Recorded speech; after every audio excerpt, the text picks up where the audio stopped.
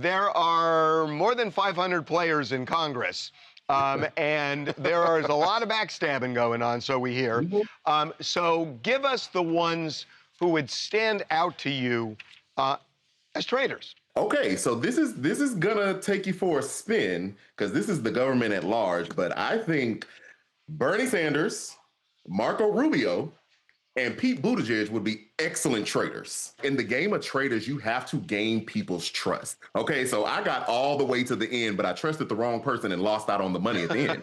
So if someone can gain your trust and convince you that they are on your side, then they have you in the bag. And so Bernie is very authentic, and I think that's why he would make an excellent traitor. Pete Buttigieg is an excellent communicator. The way he goes into the lion's den and debates on Fox News, you know, whether you agree or disagree with his politics, you got to give it to the guy. He's an excellent orator. And so for that reason alone, too, he would be able to convince the group to not look at him, but to look at someone else. And honestly, Marco Rubio, he kind of, you know, just mends and folds no matter which side he's on. One day he's an ultra hyper conservative, the next he is ultra MAGA. And so his willingness and ability to adapt to any situation that he's in screams traitor. And Mike Johnson as well. Mike Johnson, another excellent communicator. Here's the thing. When you listen to Mike Johnson, you know Mike Johnson is lying to you, but he's able to say it in such a southern, smooth way that it's like, well, hold on. Do I need to hit Google? Maybe I don't know what I know.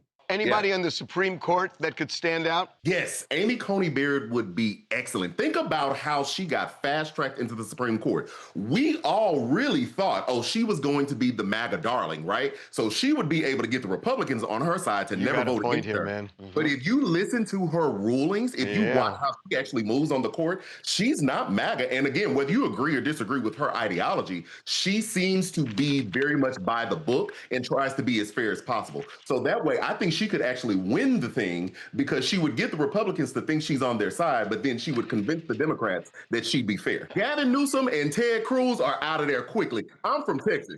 Every time the wind blows, Ted catches a flight. So they would automatically assume that he's from Texas. He said it. We didn't say it. Just clear. I'm just saying. All right. They would assume that Ted was a traitor. So Gavin and Ted, they would be gone immediately. Let's go back to where we started with Congresswoman McBride. She says Lindsey Graham would win the whole thing. Do you agree or not? I disagree. Much like Marco Rubio, Lindsey kind of fits where he needs to fit in. You know, I don't know what one day he's conservative, next day he's MAGA too. Next day he's done with Trump. So we don't know where Lindsey stands. So I think people would look at that and say, nah, Lindsey's going to flip because if it doesn't benefit Lindsey, he's not going to benefit me. So they would kick him out. Okay, we love this. So this is great. Who do you think would ultimately win? My winners are definitely Elizabeth Warren. My other winner, if it was a group, would be Governor Wes Moore. And my third winner would be Amy Coney Barrett. I think those three would be able to find some synergy and be able to pick out the traitors. All three of these people are extremely intelligent, extremely smart. And if you listen to particularly Governor Wes Moore and Elizabeth Warren, a lot of their plans cut through to both Republican and Democrat.